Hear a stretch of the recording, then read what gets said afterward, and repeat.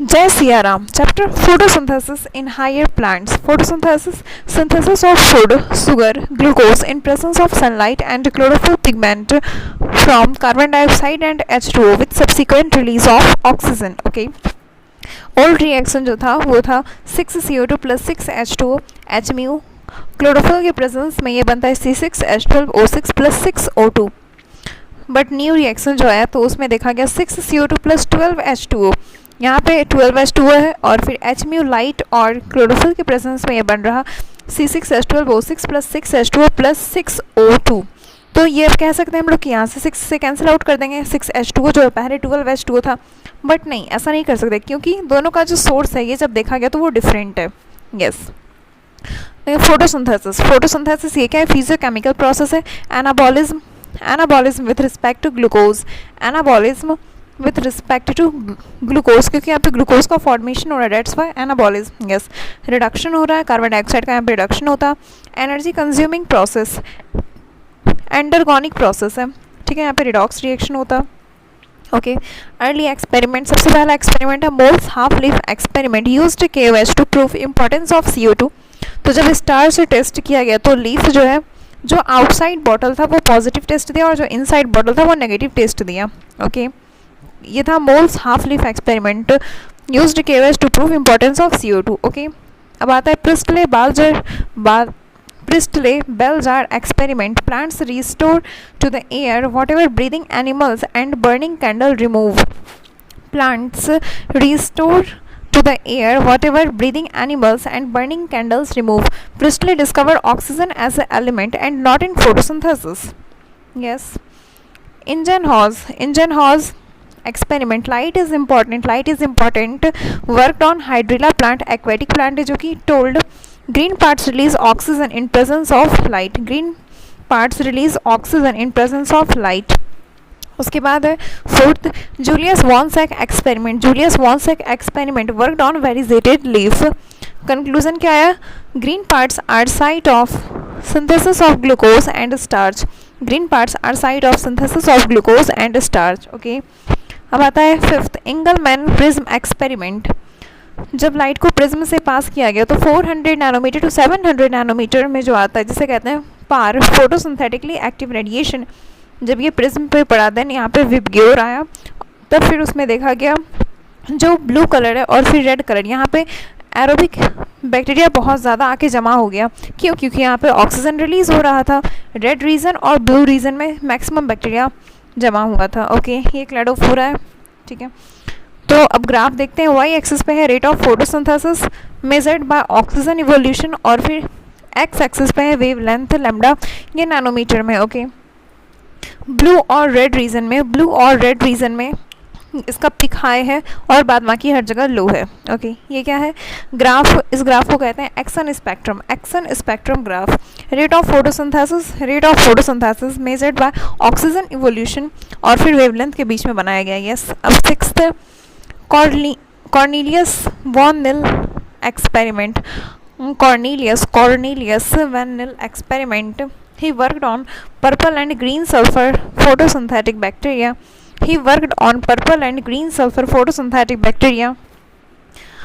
Cornelius Van Nil experiment. He worked on purple and green sulfur photosynthetic bacteria. Observation 6CO2 plus 12H2S.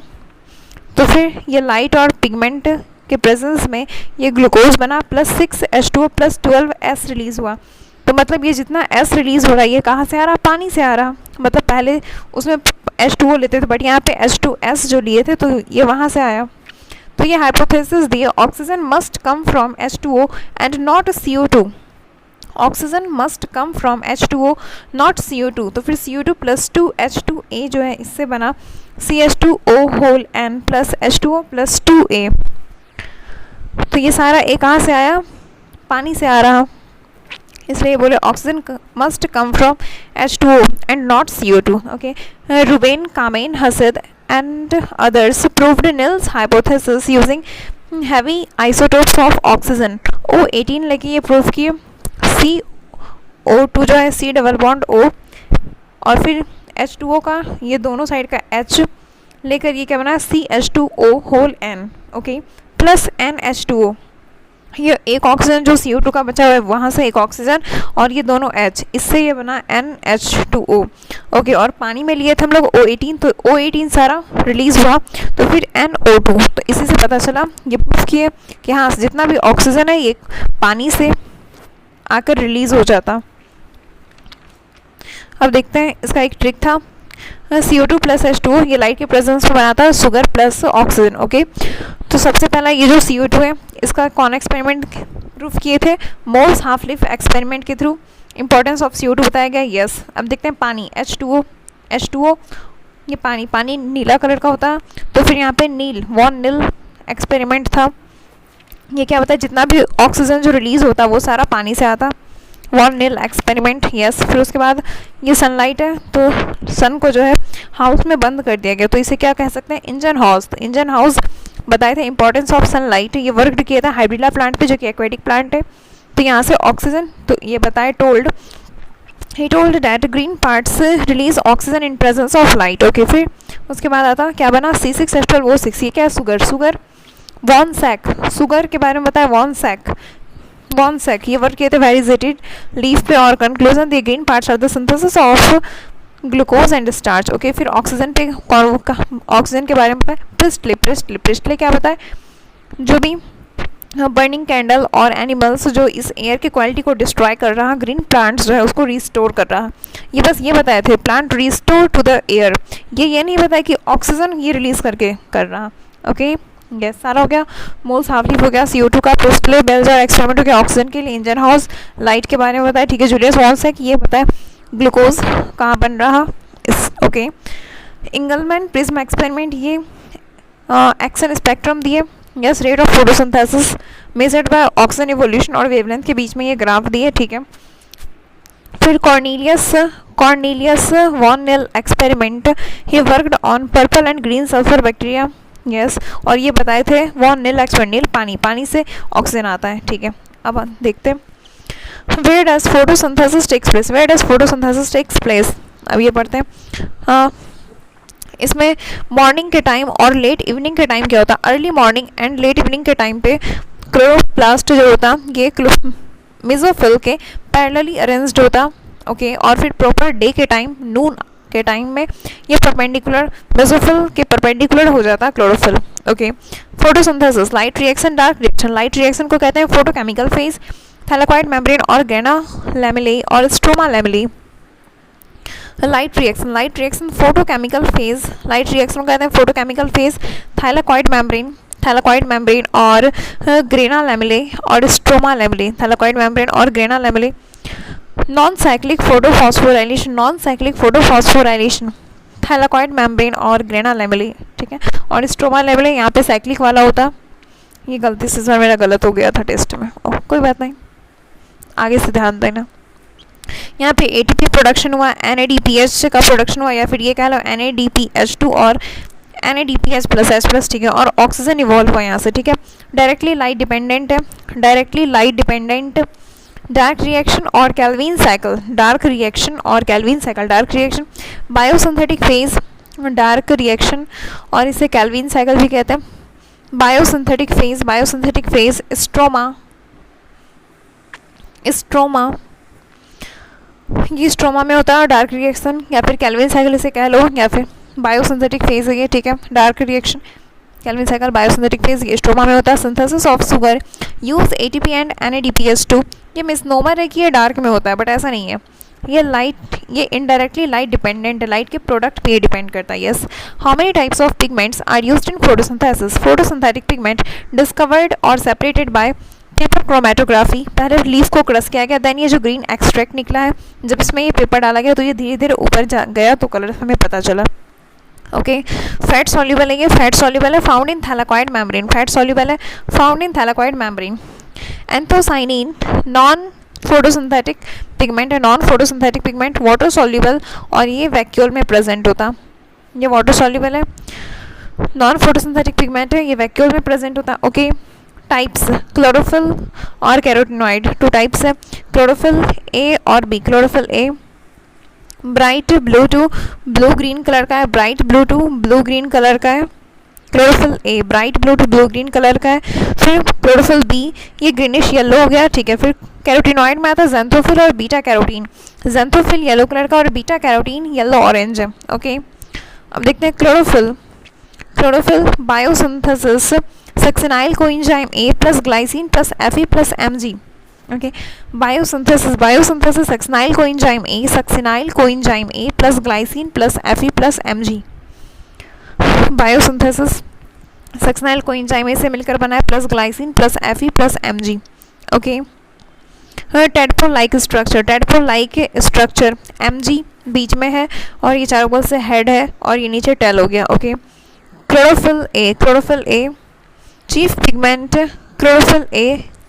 Pigment blue green algae diatoms dinoflagellate euglenoid algae ब्रायोटाइडो gymno angio. Chlorophyll a chief pigment है blue green algae diatoms dinoflagellate euglenoid algae bryophyte pteridophyte gymnosperm angiosperm. Blue green algae diatoms dinoflagellate euglenoid algae ब्रायोटाइडो gymno angio, okay. Chlorophyll B xanthophyll और beta carotene. Chlorophyll B xanthophyll और beta carotene accessory pigment और antenna pigment और shield pigment भी इसे कहते हैं। Chlorophyll B xanthophyll, chlorophyll A तो हो गया chief pigment, yes.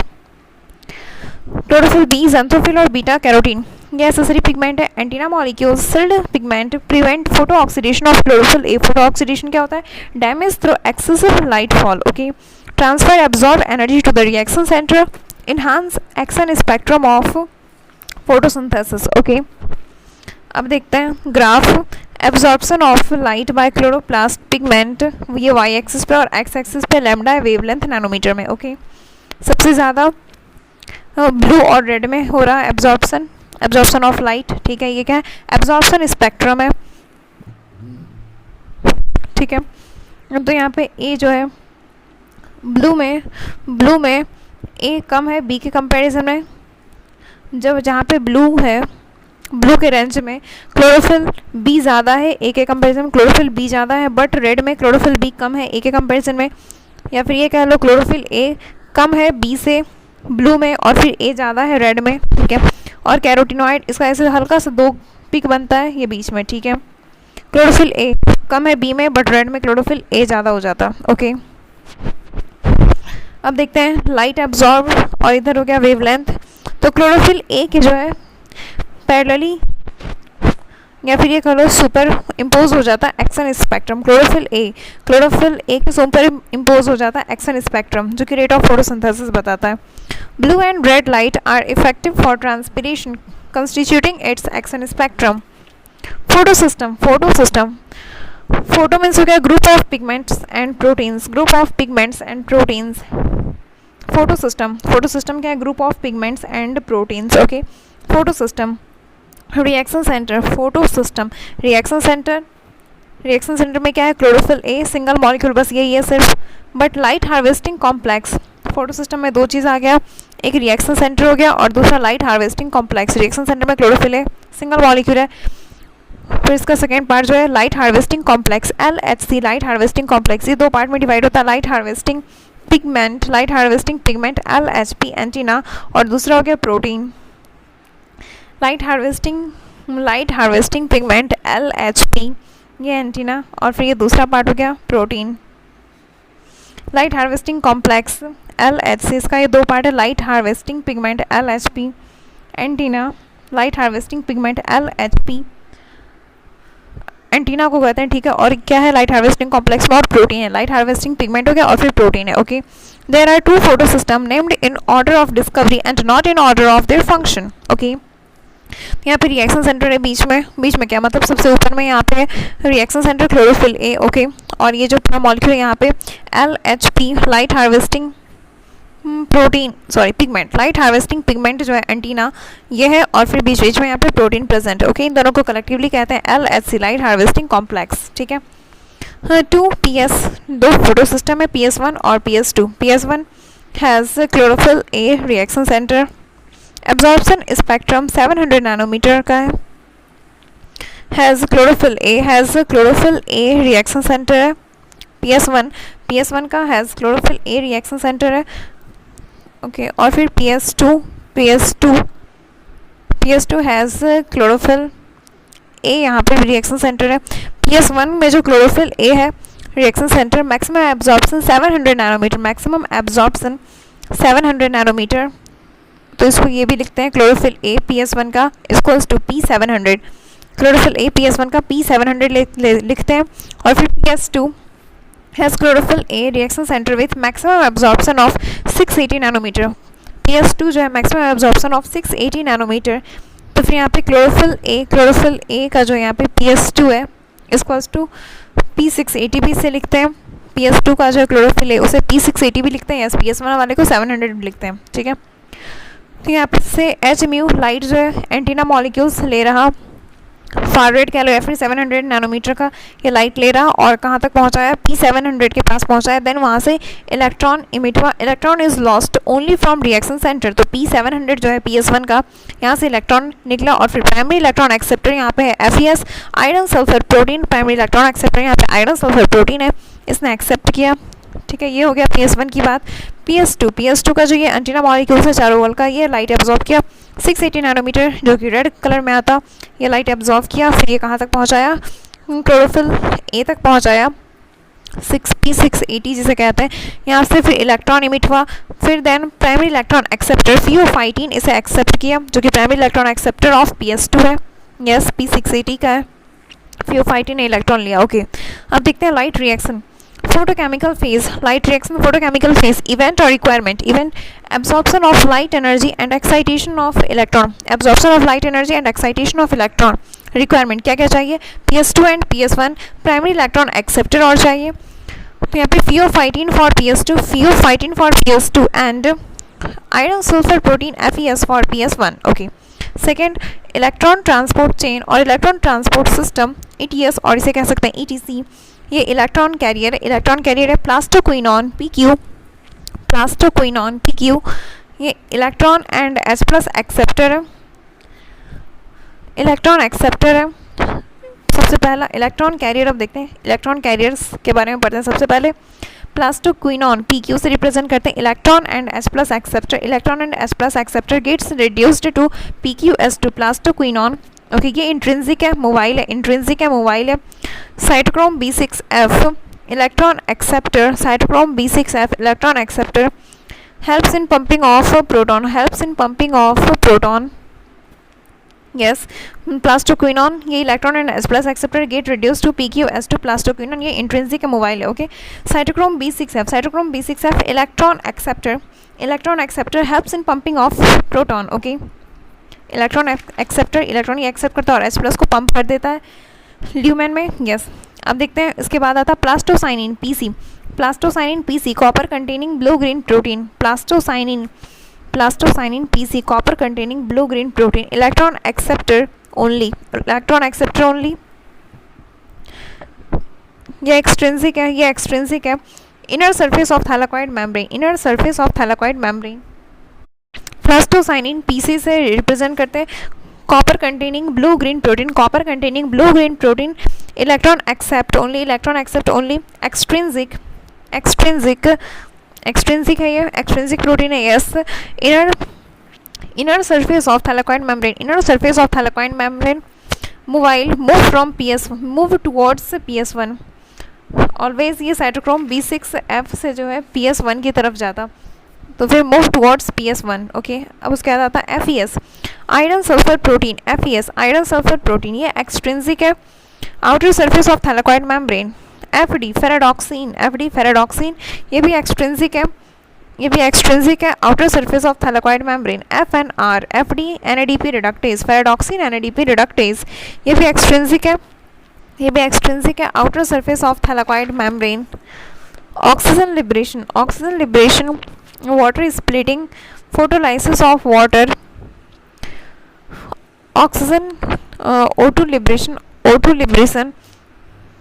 Oxygen liberation, water splitting complex, photolysis of water, oxygen evolving complex, H2O splitting complex, MnCl Ca के प्रेजेंस में ये होता है, MnCl Ca के प्रेजेंस में वाटर स्प्लिट करता, physically bound to PS2 at inner surface of thylakoid membrane. Physically bound to PS2 at inner surface of thylakoid membrane. Physically bound to PS2 at inner surface of thylakoid membrane. Physically bound to PS2 at inner surface of thylakoid membrane. Physically bound to PS2 at inner surface of thylakoid membrane. Physically bound to PS2 at inner surface of thylakoid membrane. Physically bound to PS2 at inner surface of thylakoid membrane. NADPH synthesis, NADPH2 or NADPH plus H plus. NADPH synthesis, NADPH2 or NADPH plus H plus. FNR enzyme, NADP plus and proton, और ये क्या है NADP plus, ये क्या है terminal electron acceptor, ये electron accept करता plus H plus के साथ कंबाइन होता और ये बनता NADPH2 स्ट्रोमा में. यस NADP का फुल फॉर्म क्या है? Nicotinamide adenine dinucleotide phosphate. Terminal electron acceptor है ये. phosphorylation ATP synthesis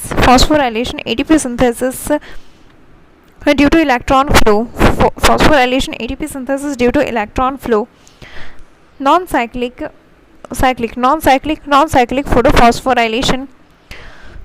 photophosphorylation में यहाँ पे thylakoid membrane है. Non-cyclic photophosphorylation thylakoid membrane है. ATP plus NADPH plus oxygen release होता है. Yes PS1 and PS2 both involve है यहाँ पे. When red light is available और 680, और ये कह सकते हैं लेस देन 680 नैनोमीटर अवेलेबल हो तो ये काम होता, तो नॉन साइक्लिक फोटोफॉस्फोराइलेशन होता है लेस देन 680 नैनोमीटर. ओके, अब देखते हैं साइक्लिक फोटोफॉस्फोराइलेशन, ये स्ट्रोमा लैमेलाe में होता. Only ATP formed, only PS1 involved when only far red light is available और 700 या फिर ये कह लो more than 680 nanometre. Chemiosmotic hypothesis by P Mitchell. Membrane होना चाहिए, थैलाकॉइड मेम्ब्रेन यहाँ पे प्रेजेंट है. ओके, प्रोटॉन पंप होना चाहिए. यस, यहाँ पे यूबिक्विनॉन प्लस साइटोक्रोम B6F ये दोनों मिलकर ये काम कर रहा है प्रोटॉन पंप का.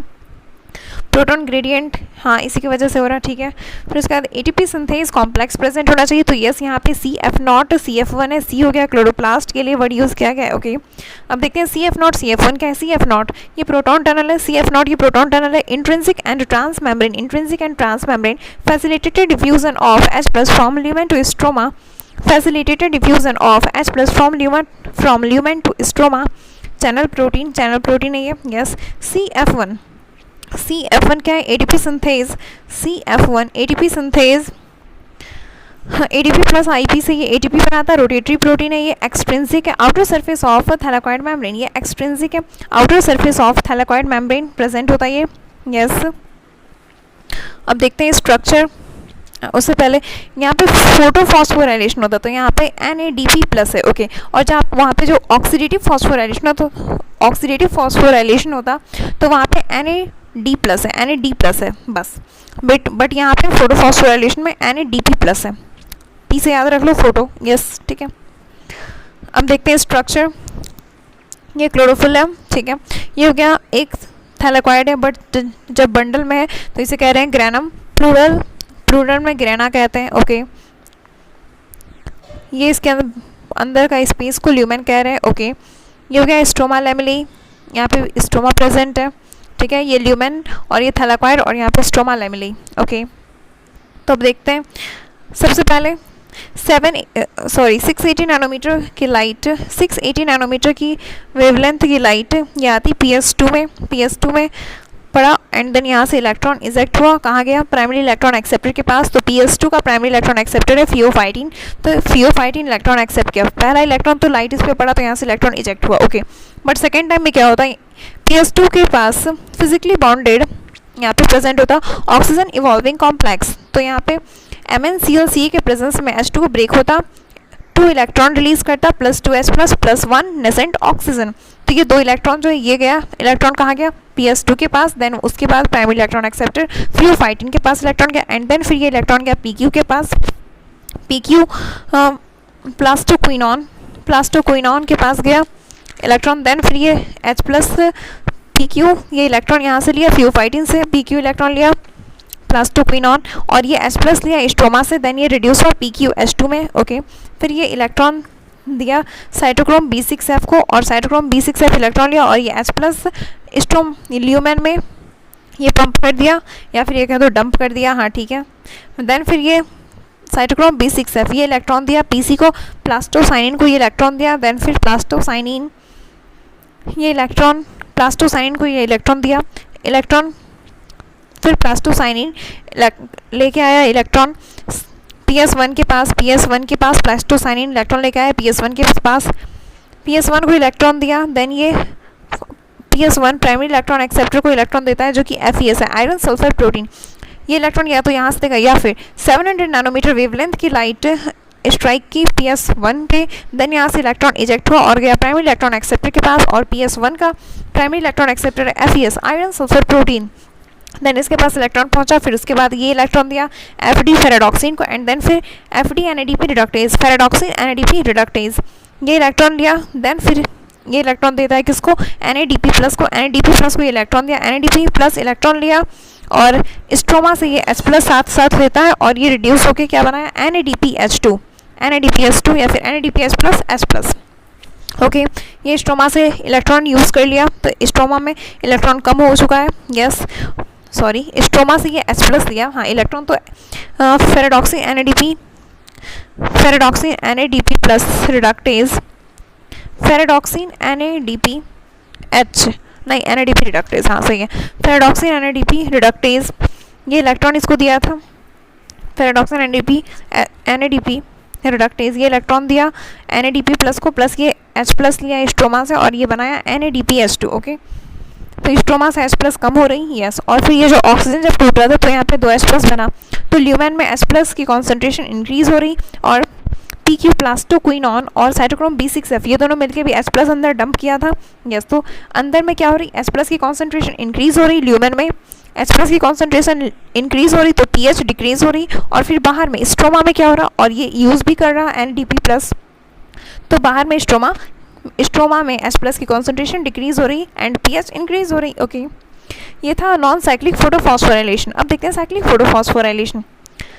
साइक्लिक में क्या होता, 700 नैनोमीटर की लाइट PS1 पे पड़ी, 700 नैनोमीटर की लाइट PS1 पे पड़ी, देन PS1 से इलेक्ट्रॉन इजेक्ट हुआ और कहाँ गया, प्राइमरी इलेक्ट्रॉन एक्सेप्टर FeS के पास, आयरन सल्फर प्रोटीन के पास गया, देन ये गया FD फेराडॉक्सिन के पास, फिर फेराडॉक्सिन ये इलेक्ट्रॉन दिया PQ प्लास्टोक्विनॉन को, एंड प्लास्टोक्विनॉन स्ट्रोमा से H प्लस लेके ये रिड्यूस हो गया PQH2 में, देन फिर ये साइटोक्रोम B6F को इलेक्ट्रॉन दिया और साइटोक्रोम B6F H प्लस अंदर डंप कर दिया, एंड ये इलेक्ट्रॉन अब दिया PC को, प्लास्टोसाइनिन को, एंड देन प्लास्टोसाइनिन फिर से इलेक्ट्रॉन कहाँ पहुँचाया, PS1 के पास। ओके, और H प्लस जो निकला था इस केस में भी और इस केस में भी, ये दोनों H प्लस कहाँ जाता, CF0 कॉम्प्लेक्स इसके बगल में प्रेजेंट होता, तो ये H प्लस उससे मूव किया, CF0 ये प्रोटॉन टनल है, इससे H प्लस निकला, तो इसके ऊपर रोटेटरी लगा हुआ है, रोटेटरी प्रोटीन लगा हुआ है CF1, देन ये रोटेट किया और फिर ADP प्लस PI से कन्वर्ट किया ATP में। ओके, ये दोनों केस में हो रहा, स्ट्रोमा लैमेले में भी और फिर दोनों में, और ग्रेना में भी, ठीक है, थैलाकॉइड में मतलब, हाँ ठीक है, ग्रेनम थैलाकॉइड बोल दो ज़्यादा बेटर। अब देखते हैं नॉन साइक्लिक फोटोफॉस्फोराइलेशन। इसे जेड स्कीम क्यों कहते हैं, क्योंकि PS1 के पास जब लाइट आया था यहाँ से इलेक्ट्रॉन निकला और फियोफाइटिन के पास पहुँचा, तो ये क्या जा रहा, अपहिल जा रहा, ऐसे इलेक्ट्रॉन का सेकेंड टाइम में H2O से ब्रेक हुआ, MnClCl की प्रेजेंस में इलेक्ट्रॉन रिलीज हुआ +2H प्लस नेसेंट ऑक्सीजन यहाँ से रिलीज हुआ, ये इलेक्ट्रॉन कहाँ गया, PS2 के पास इलेक्ट्रॉन गया, PS2 के पास इलेक्ट्रॉन गया, देन फिर यहाँ से इलेक्ट्रॉन निकला फियोफाइटिन के पास गया, तो ये जा रहा अपहिल। ओके, फिर इसके बाद फियोफाइटिन के पास जाने के बाद ये ATS में जाता, फिर ATS में जब गया फिर यहाँ पे एटीपी प्रोड्यूस होता है, अब इसकी एनर्जी कम हो रही है, देन इसे कहते हैं डाउन हिल जा रहा है। ओके, फिर लाइट पड़ता है PS1 के पास, PS1 से इलेक्ट्रॉन निकला कहाँ गया, FeS के पास, आयरन सल्फर प्रोटीन के पास, ये कहाँ जा रहा है अपहिल, इलेक्ट्रॉन निकला यहाँ से, ठीक है। फिर उसके बाद ये जब नीचे आ रहा तो ये ATS से जब नीचे आ रहा तो इसे कहेंगे फिर ये डाउन हिल। देन फिर नीचे आने के बाद क्या होता, NADP प्लस एक H प्लस लेके बनाता NADPH। ओके, ये हो गया जेड स्कीम, एक बार अपहिल फिर डाउन हिल फिर अपहिल फिर down hill. Okay, cyclic photophosphorylation, cyclic photophosphorylation PS1 पे लाइट पड़ा, देन अपहिल गया FeS के पास, फिर FeS से FD फेराडॉक्सिन के पास इलेक्ट्रॉन गया, फिर ETS में जब आया तो इसे कहेंगे, ETS में आया यहाँ पे ATP बना, फिर PC प्लास्टोसाइन के पास इलेक्ट्रॉन आया, PC फिर लेके गया PS1 के साथ, तो ये क्या था डाउन हिल, एक बार अपहिल फिर डाउन हिल, और इसी का इलेक्ट्रॉन वापस फिर से इसके पास आ जाता है, डेट्स वाई से कहते हैं cyclic photophosphorylation. Okay, cyclic photophosphorylation में यहाँ पे PS2 एब्सेंट होता और फिर FNR फेराडॉक्सिन NADP रिडक्टेज ये भी एब्सेंट होता। Okay, in cyclic process who will provide electron to PS1 he, yes, in non-cyclic process who will provide electron to PS2, पहले तो लाइट से आके रिलीज हुआ, सेकेंड टाइम में ऑक्सीजन इवॉल्विंग कॉम्प्लेक्स देता इलेक्ट्रॉन, यस, पानी को तोड़ के, yes. In non cyclic process who will provide electron to PS1 PS2, okay, H plus और high H plus और low pH in lumen, high H plus or low pH in lumen due to photolysis of water, yes, or active dumping of H plus from stroma to lumen, ठीक है। low H plus or high pH in stroma due to active dumping of H plus ion from stroma to lumen because NADP reductase is removing H plus ion from stroma, yes। अब देखते हैं where are the ATP and NADPH used, they are used in dark reaction को ही कहते हैं Calvin cycle और C3 cycle और synthesis reaction. Okay, they are used by dark reaction for synthesis of sugar, they are used by dark reaction or Calvin cycle or C3 cycle for synthesis of sugar in stroma of chloroplast, C3 cycle in mesophyll cell of C3 plant, C3 cycle चलता कहाँ पे, in mesophyll cell of C3 plant, in mesophyll cell of C3 plant, और C4 plant में कहाँ पे, in bundle sheath cell of C4 plant, mesophyll cell of C3 plant और bundle sheath cell of C4 plant. Okay, the Calvin cycle or C3 cycle discovered by Calvin using radioactive carbon C14 in algal photosynthesis chlorella syndesmus. Conclusion: first stable product of CO2 fixation is 3-phosphoglyceric acid 3-PZA जो कि 3 carbon का है। Conclusion: first stable product of CO2 fixation is 3-phosphoglyceric acid 3-PGA, हाँ, discovered by Calvin using radioactive carbon C14 in algal photosynthesis chlorella syndesmus. Conclusion: first stable product of CO2 fixation is 3-phosphoglyceric acid 3-PZA 3 carbon का है ये। Okay, cycle is also known as C3 cycle, Calvin-Bentham cycle, CPB cycle, reductive pentose phosphate cycle, photosynthetic carbon reduction PCR, photosynthetic carbon reduction PCR cycle, Blackman's reaction, primary acceptor of CO2 in C3 cycle is a 5-carbon ketose sugar. Primary acceptor of CO2 in C3 cycle is a 5-carbon ketose sugar, ribulose 1,5-bisphosphate RUBP. Primary acceptor of CO2 is C3 cycle is a 5-carbon ketose sugar. Primary acceptor of CO2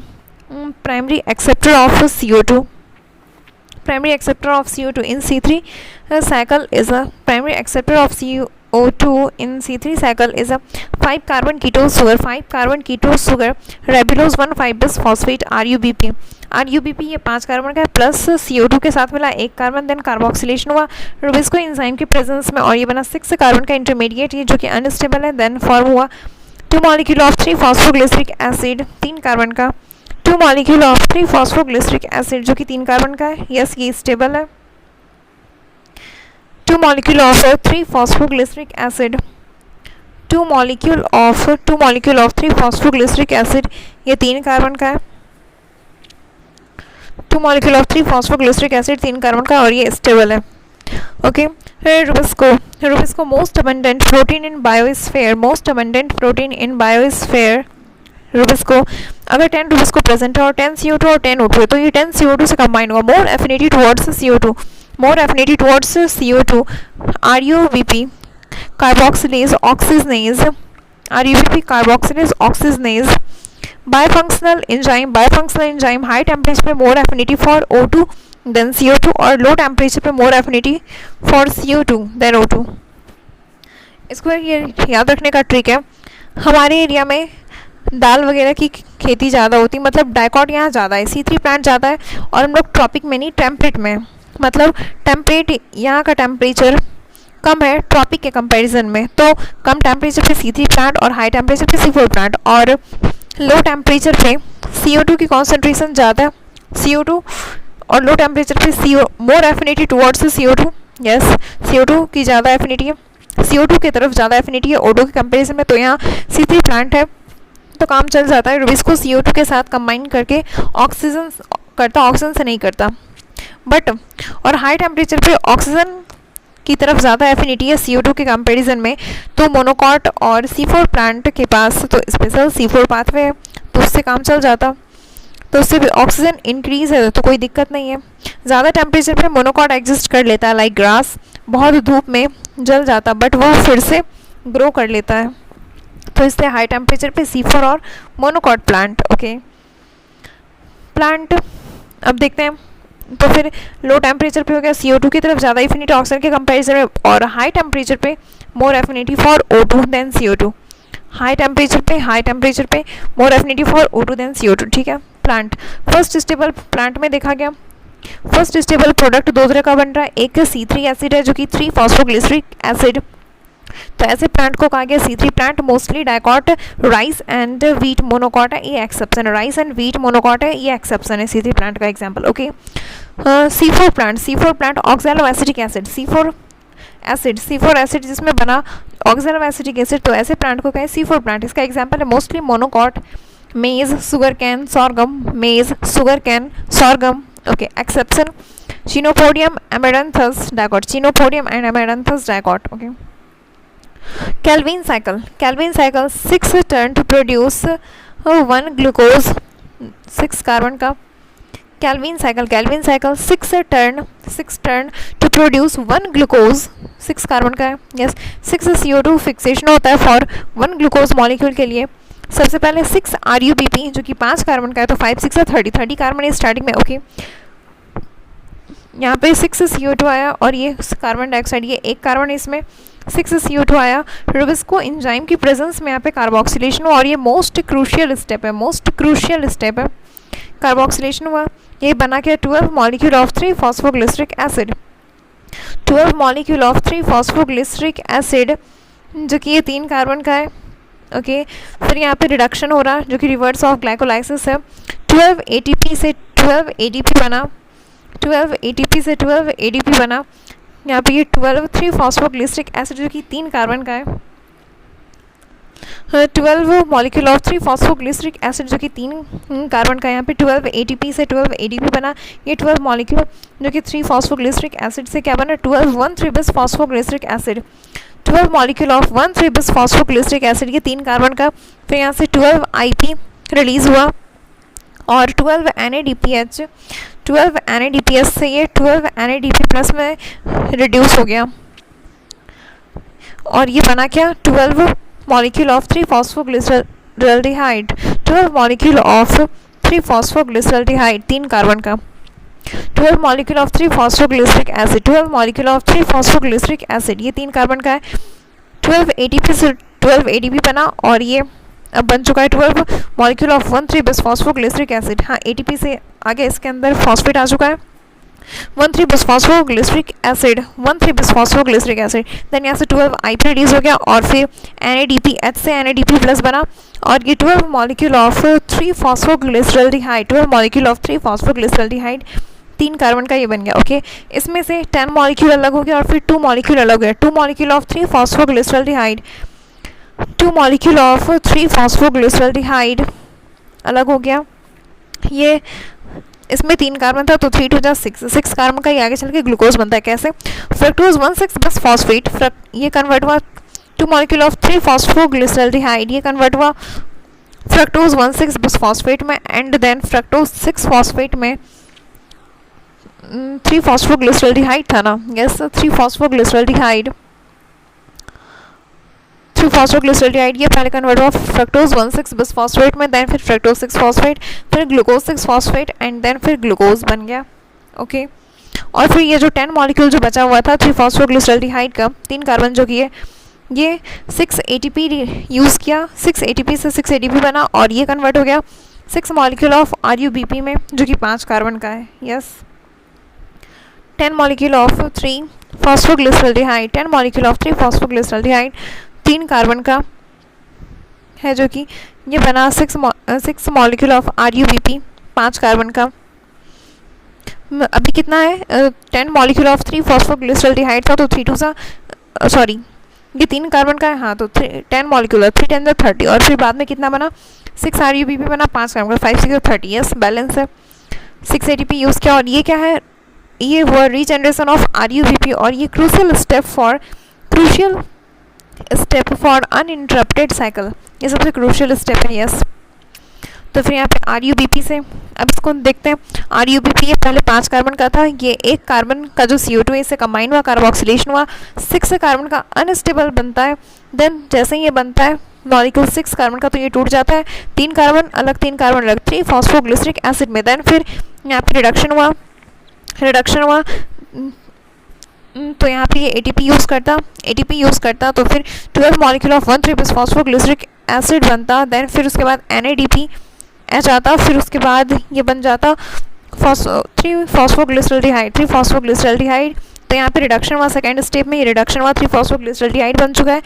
then इससे 1 molecule for glucose formation के लिए जाता है और ये 5 carbon जो है इस 1 मॉलिक्यूल में से 1 कार्बन निकला, ये गया फॉर ग्लूकोज फॉर्मेशन, और ये 5 कार्बन जो बचा ये दोबारा रीजनरेशन करता RuBP का। देन ये साइकिल चलता रहता और रीजनरेशन के टाइम एक ATP ये यूज़ करता, और यहाँ जब ये टूट के रिड्यूस हो रहा था तो ये 2 ATP ये ना यूज़ किया। ओके, अब देखते हैं कैलकुलेशन।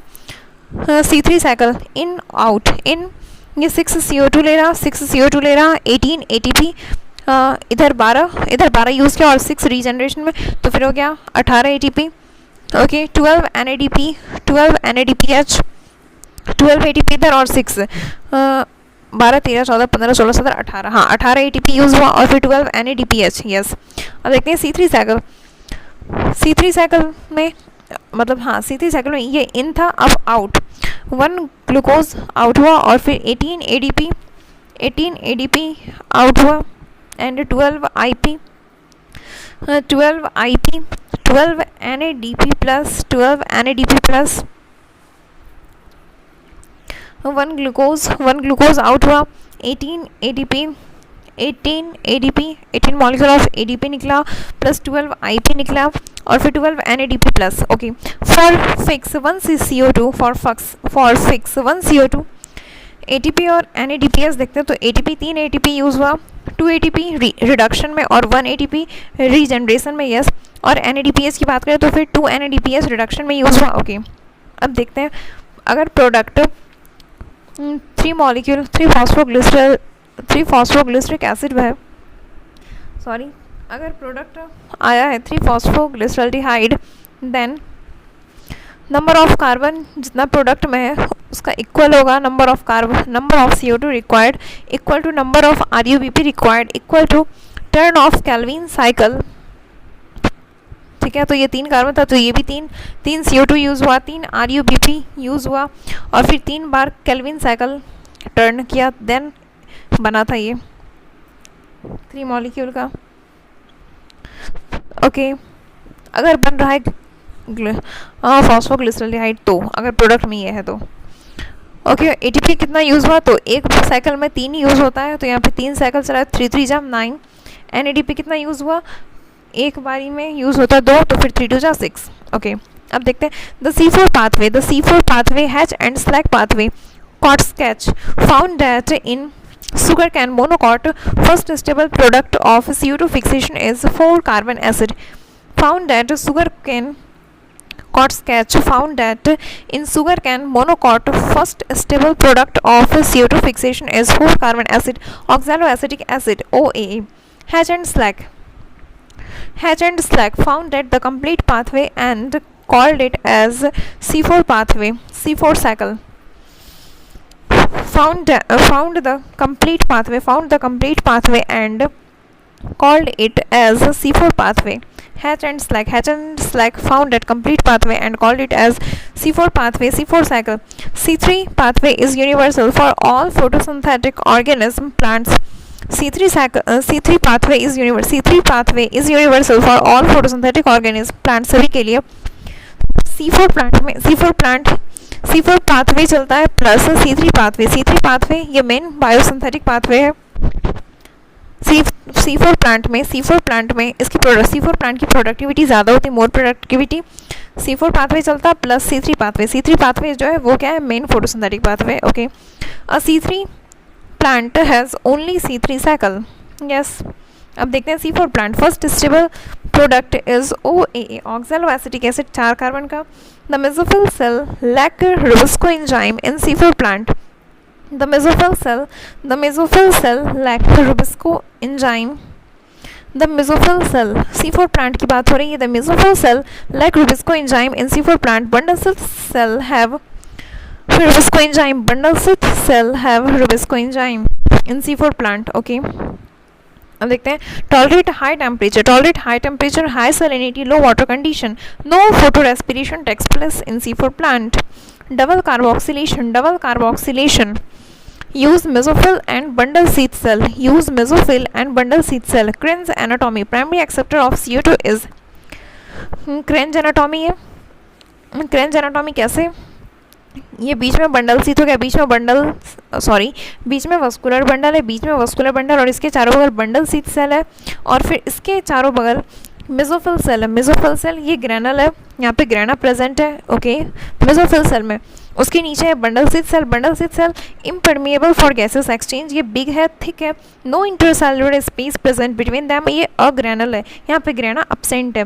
ओके, बीच में हो गया वस्कुलर बंडल, इसके चारों बगल हो गया बंडल सीथ सेल और इसके भी चारों बगल mesophyll. Primary acceptor of CO2 is phosphoenol pyruvate 3 carbon का है and enzyme is PEP carboxylase. Primary acceptor of CO2 is phosphoenol pyruvate जो कि 3 कार्बन का है. Primary acceptor of CO2 is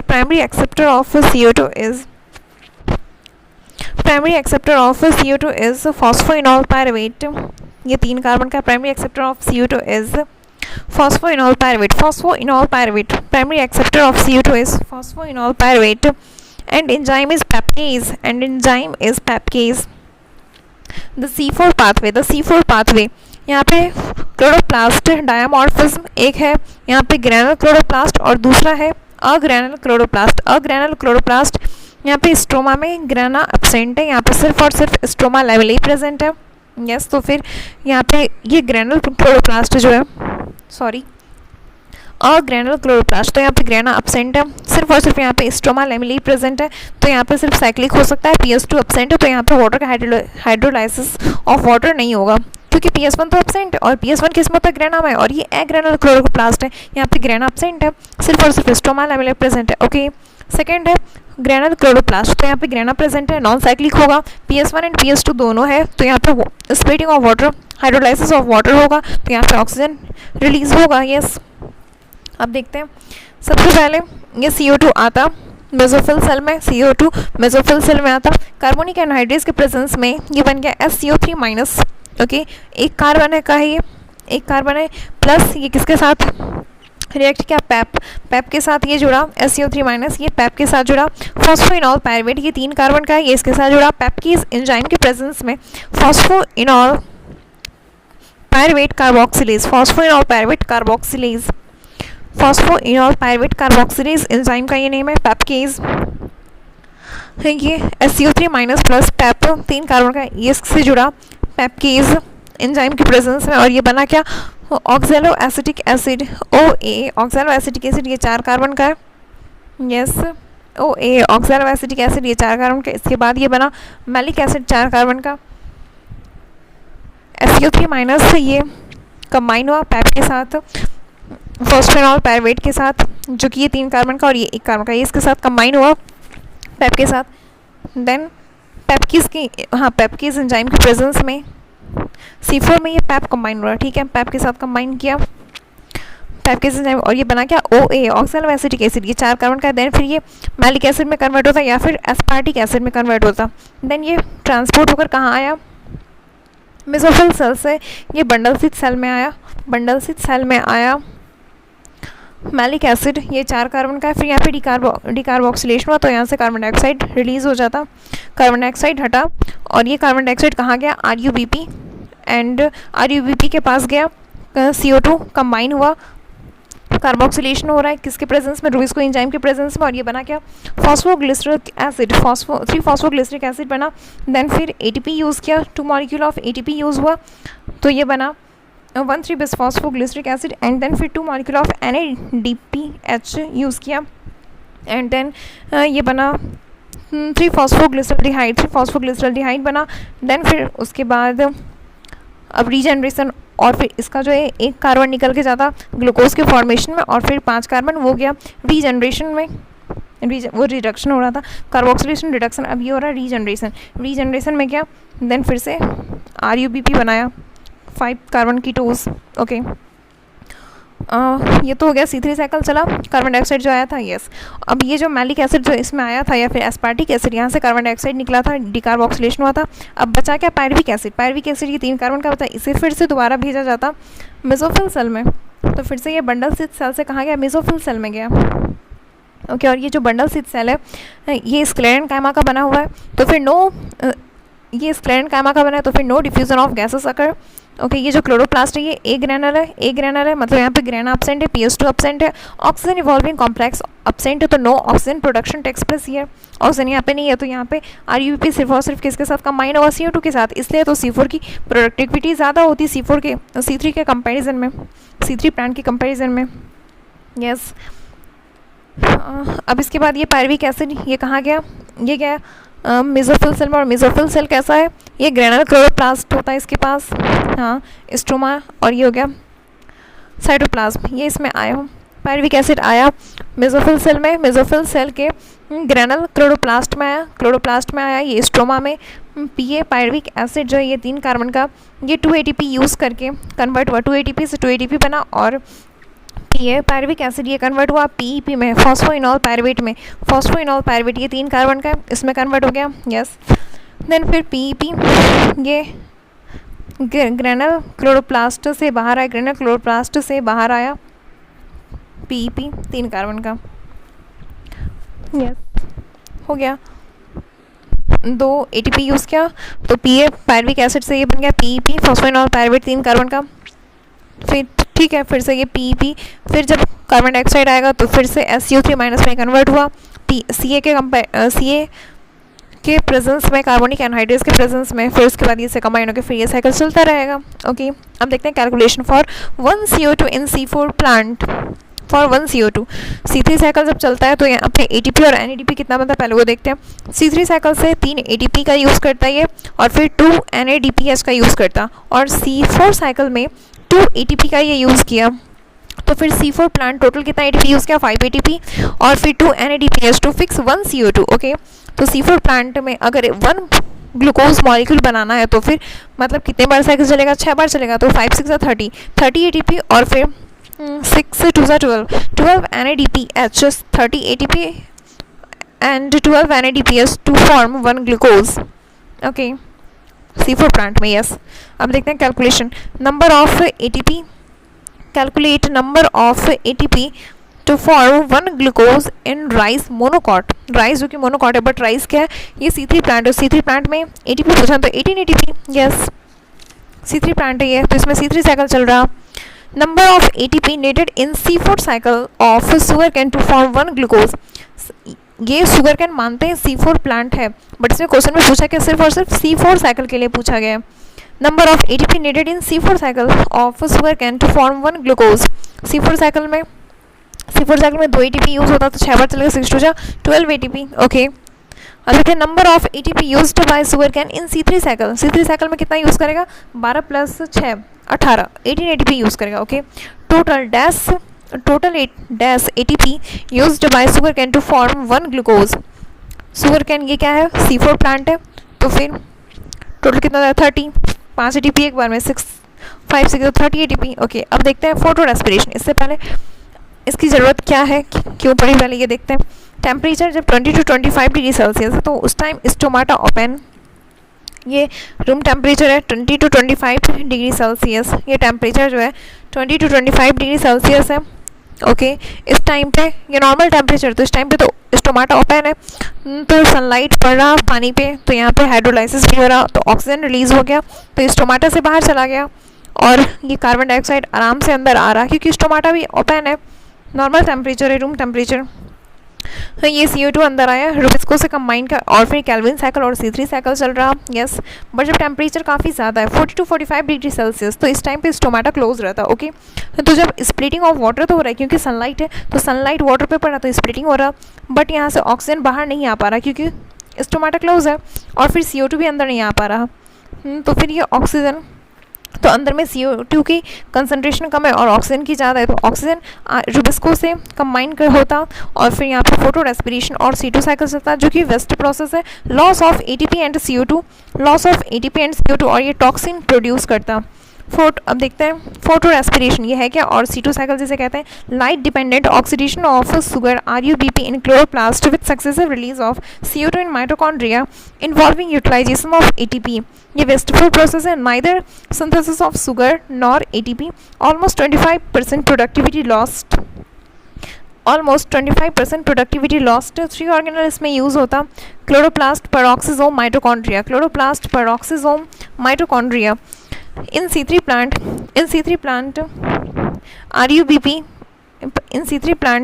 RUBP plus oxygen, RUBP oxygen के साथ combine होता, और UBP ये 5 कार्बन का है बना, ठीक है, प्लस O2 के साथ कंबाइन हुआ, तो यहाँ पे रुबिस्को जो है अपना ऑक्सीजनेज वाला एक्टिविटी शो कर रहा।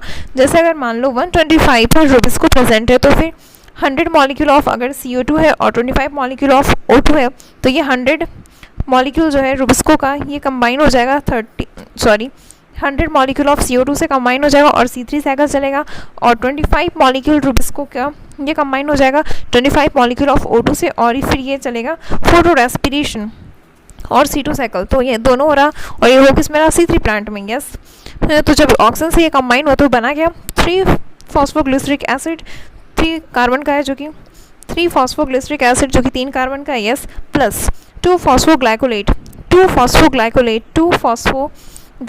ये 2 कार्बन का है, 2 फॉस्फोग्लाइकोलेट ये 2 कार्बन का है। यस, ये 2 चीज़ बना, 3 फॉस्फोग्लिसरिक एसिड बना 3 कार्बन का, प्लस 2 फॉस्फोग्लाइकोलेट 2 कार्बन का ये बना। ओके, 2 फॉस्फोग्लाइकोलेट ये कन्वर्ट हुआ किस में, C2 साइकिल चलता है, देन ये कन्वर्ट होता है 3 फॉस्फोग्लिसरिक एसिड में 3 कार्बन का। तो फिर देखते हैं कैसा कन्वर्ट हुआ। तो अगर 2 मॉलिक्यूल ऑफ लेंगे RUBP plus 2 molecule of O2 अगर लेंगे, देन ये बनेगा 2 molecule of 3 phosphoglyceric acid 3 carbon का, प्लस 2 मॉलिक्यूल ऑफ 2 फॉस्फोग्लाइकोलेट जो कि 2 कार्बन का है। ये गया माइटोकॉन्ड्रिया में, कार्बन डाइऑक्साइड का रिलीज हुआ, at mitochondria release carbon dioxide and then form 1 molecule of 3 phosphoglyceric acid जो कि 3 कार्बन का है। ओके, गार्ड सेल पहले क्लोरोप्लास्ट में होता काम, फिर उसके बाद पेरोक्सिसोम में जाता, फिर उसके बाद ये माइटोकॉन्ड्रिया में कार्बन डाइऑक्साइड यहाँ से रिलीज होता, फिर आता पेरोक्सिसोम में, फिर उसके बाद क्लोरोप्लास्ट में आता। ओके,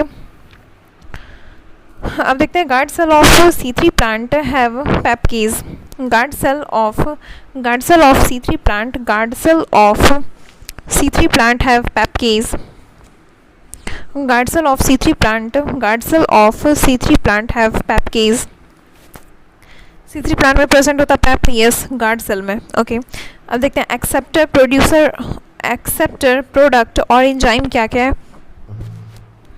C3 प्लांट में। यहाँ पे RUBP C3 प्लांट में एक्सेप्टर है, C3 प्लांट में एक्सेप्टर है, RUBP 5 कार्बन का है, 5 कार्बन कीटोज पर है RUBP, ये C3 प्लांट में एक्सेप्टर है, RUBP प्रोडक्ट है 3 फॉस्फोग्लिसरिक एसिड 3 कार्बन का और enzyme Rubisco. Okay, C4 plant में एक्सेप्टर है, PEP फॉस्फोइनॉल पायरुवेट 3 कार्बन का प्रोडक्ट है, OAA oxalo acetic acid 4 carbon का और एंजाइम है पेप्केज। ठीक है, C4 plants are present in tropical area. C4 plants are present in tropical area, but they are absent in temperate area.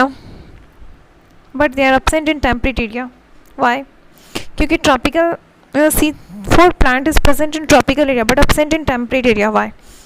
Tropical area में day time पे 40 degree Celsius temperature और फिर night time पे 20 degree Celsius है, but temperate area में day time पे 30 to 35 degree Celsius है और फिर नाइट टाइम पे 0 to 5 डिग्री सेल्सियस है। बिकॉज पेप्केज इज़ कोल्ड सेंसिटिव, तो ये ओपन ही नहीं होता, तो इससे यहाँ पे ये प्रेजेंट ही नहीं होता क्योंकि ये काम ही नहीं करता पेप्केज कोल्ड में। यस, अब देखते हैं factors affecting photosynthesis. Plant factor और एक्सटर्नल फैक्टर। प्लांट में इंटरनल फैक्टर और एक्सटर्नल फैक्टर। एक्सटर्नल फैक्टर हो गया light, CO2, temperature, water. Light, CO2, temperature, water. और फिर इंटरनल फैक्टर है age, number, size and orientation of leaf, mesophyll and chloroplast. Okay, amount of chloroplast, internal CO2 concentration, genetic predisposition. Okay, Blackman 1905 law of limiting factor. Blackman 1905 law of limiting factor. If a biochemical process is controlled by 2 or more than 2 factor, the factors closest to minimal value will determine the rate of process. If a biochemical process is controlled by 2 or more than 2 factor, then the factor closest to minimal value will determine the rate of process. Okay. Factors A, B, C और D मान लेते हैं, 3 है, तो इसका optimum क्या है और करंट वैल्यू क्या है। ऑप्टिमम A का जो है 2 मिलीग्राम पर लीटर है और इसका करंट में कितना है 1.5 मिलीग्राम पर लीटर। ओके, B का देखते हैं तो 300 ppm है बट करंट कितना है 290 ppm। ओके, और C में ऑप्टिमम इसको चाहिए 250 लक्स बट है कितना 10 लक्स, सबसे कम ये है। यस, तो ये क्या है लिमिटिंग फैक्टर। यस, देखते हैं लाइट की 3 चीज़ इंपॉर्टेंट है, क्वालिटी, इंटेंसिटी और duration. Light quality PAR photosynthetically active radiation 400 to 700 nanometre, 4000 to 7000 angstrom. White light best है, बट अगर पूछा जाए मोनोक्रोमेटिक लाइट में क्या बेस्ट है तो फिर रेड सबसे अच्छा, उससे कम ब्लू, देन सबसे कम ग्रीन। क्यों? क्योंकि लीफ जो है वो तो ग्रीन एब्जॉर्व करता ही नहीं, वो सारा ग्रीन रिफ्लेक्ट करता है, डेट्स वाई हम लोगों को ग्रीन कलर का लीफ दिखता है। यस, अब देखते हैं light duration does not affect rate but affect overall productivity. Light duration does not affect rate but affect overall productivity. Light duration does not affect rate but affect overall productivity. Light intensity number of photon per unit area per unit time. Light intensity number of photon per unit area per unit time. At low light intensity, linear relation between the rate of photosynthesis and intensity of light. At low light intensity, linear relation between the rate of photosynthesis and intensity of light up to 10% of full light intensity. Light intensity number of photon per unit area per unit time. Number of photon per unit area per unit time at low light intensity, linear relation between the rate of photosynthesis and intensity of light. Linear relation between rate of photosynthesis and intensity of light up to 10% of full light intensity. Up to 10% of full light intensity. Linear relation between the rate of photosynthesis and intensity of light up to 10% of full light intensity. Linear relation between rate of at low light intensity, linear relation between the rate of photosynthesis and intensity of light up to 10% of full light intensity. Maximum intensity अगर 250 lux, then 250 of 10% कितना 25 lux, तो 25 lux तक linear relation, okay. फिर उसके बाद light, उसके बाद अब देखते हैं light is not a limiting factor except for plants in shade and dense forest. Light not a limiting factor, light not a limiting factor except for plant in shade and dense forest. Carbon dioxide concentration, carbon dioxide concentration, current CO2 concentration in atmosphere, current CO2 concentration, current CO2 concentration in atmosphere is 300 to 400 ppm microliter per liter, और ये कह सकते हैं 0.03% to 0.04%। current CO2 concentration in atmosphere 300 to 400 ppm, 300 to 400 ppm microliter per liter। At low light intensity, at low light intensity, C3 and C4 do not react to high CO2 concentration. At low light intensity, at low light intensity, at low light intensity, C3 and C4, at low light intensity, जब light intensity कम है, at low light intensity, C3 and C4 plant, at low light intensity, C3 and C4 plant do not react to high CO2 concentration. At low light intensity, C3 and C4 plant do not react to high CO2 concentration. At optimum light, C3 plant, at optimum light है तो फिर C3 plant saturate beyond 450 ppm but less than 500 ppm, और C4 plant at about 360 ppm पे ये saturate होता। C4 plant at about 360 ppm पे ये saturate होता। इसका एक ट्रिक है, C3 प्लांट है 3450, अगर C3 यहाँ आ गया तो यहाँ पे हो गया 450, और C4 में 4 यहाँ आ गया तो यहाँ पे 360 ppm। 4 है तो फिर 360 ppm, 4 है तो फिर 360 ppm, अगर 3 है तो फिर 450 ppm, 3 है तो 450 ppm, 3 4 4 3 3 4 4 3 3 है तो 450 ppm, 4 है तो 360 ppm, 3 है C3 है 450 ppm, C4 है तो फिर 360 ppm, ओके। तो अब देखते हैं CO2 is more limiting for C3 plant than C4, CO2 is more limiting for C3 than C4। ऐसा क्यों? क्योंकि present availability of CO2 is sufficient for C4 plant, present availability is limiting for C3 plant। देखते हैं क्यों?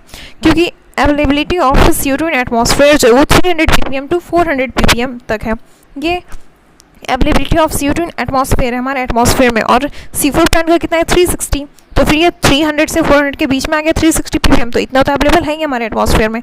But C3 का कितना है saturation point, ये 450 है, तो मतलब 400 से 500 के बीच में है, तो इतना तो हमारे नेचर में ऐसे ही नहीं है। तो फिर लिमिटिंग फैक्टर किसके लिए, CO2 is more limiting for C3 plant than C4 plant, okay.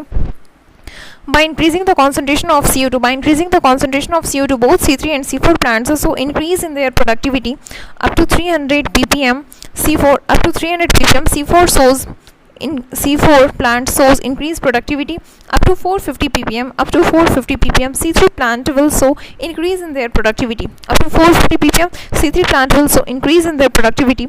Beyond this concentration, CO2 shows damaging effect of leaf due to the formation of excess acid. Beyond this concentration of CO2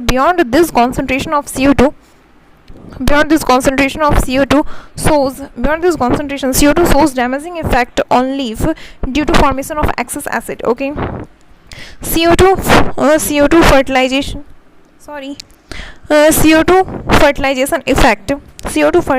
effect in greenhouse C3 plant tomato and bell jar are kept in high CO2 concentration. As a result, rate of photorespiration decreases and rate of photosynthesis increased.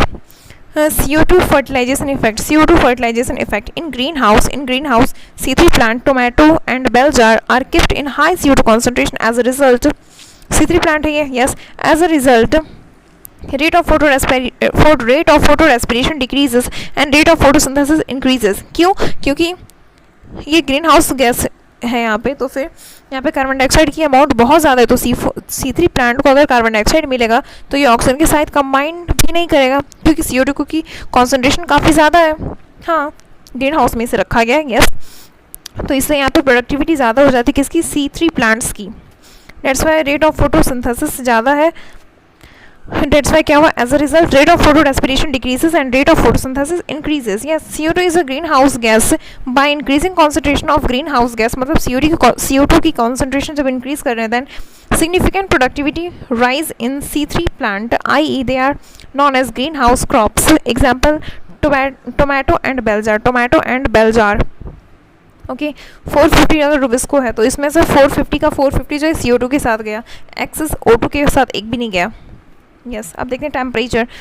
C3 plant found in low temperature. C3 plant found in low temperature. C4 plant found in high temperature. C4 plant found in high temperature. Yes ये तो tropical में पाया जाता. So high rate of photosynthesis in higher temperature. So higher rate of photosynthesis in higher temperature. Light reaction, temperature is less important. Light reaction, temperature is less important. Light reaction में temperature is less important. Dark reaction directly temperature dependent. Light reaction, temperature is less important. Light reaction temperature is less important. Light reaction में temperature is less important, but dark reaction में directly temperature dependent होता है. क्यों? क्योंकि यहाँ पे many enzymatic reactions occur, i.e. optimum level required, i.e. optimum temperature required. Yes, light reaction directly temperature is not important, but dark reaction में directly temperature dependent. हाँ क्योंकि यहाँ पे reaction वगैरह हो रहा है इसलिए. Yes. Water. C3 plants lose double water through transpiration as compared to C4 plant for same amount of CO2 fixed. One CO2 fixed. C3 plant lose double water through transpiration as compared to C4 plant for same amount of CO2 fixed. जैसे अगर 1 molecule of CO2 fix करना है तो फिर C3 plant 300 H2O transpiration में lose करता है और C4 plant 150 H2O transpiration में use करना. मतलब C4 plant lose half water through transpiration as compared to C3 plant for same amount of CO2 fixed. Water stress causes the stomata to close, hence reducing the CO2 availability. Water stress causing the stomata to close, hence reducing the CO2 availability. Besides, water stress also makes leaves wilt, thus reducing the surface area of the leaves and their metabolic activity as well. Water stress causing the stomata. Water stress causing the stomata to close. Water stress causes the stomata to close, hence reducing the CO2 availability. Besides, water stress also makes leaves wilt, thus reducing the surface area of the leaves and their metabolic activity as well. The plant may not photosynthesis if the temperature is very low. The plant may not photosynthesis if the temperature is very low. The plant may not photosynthesis if the temperature is very low. Okay, this chapter is now over. So thank you. Jai Hind, Jai Bharat, Vande Mataram.